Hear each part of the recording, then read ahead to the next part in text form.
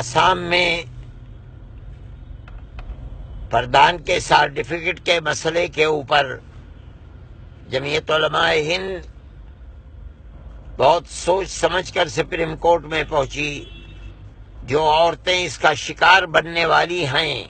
یا بن رہی تھیں، ان کی ہندو مسلم کی تعداد تقریباً 48 لاکھ پہنچتی تھی. ہمارے پاس جو بھی امکانیات تھے اور جن اسباب کو بھی ہم اختیار کر سکتے تھے بہتر سے بہتر،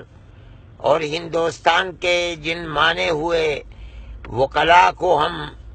ٹیم بنا کر سپریم کورٹ میں پیش کر سکتے تھے. ہمیں فخر ہے اس بات پر کہ اللہ نے ہمیں توفیق دی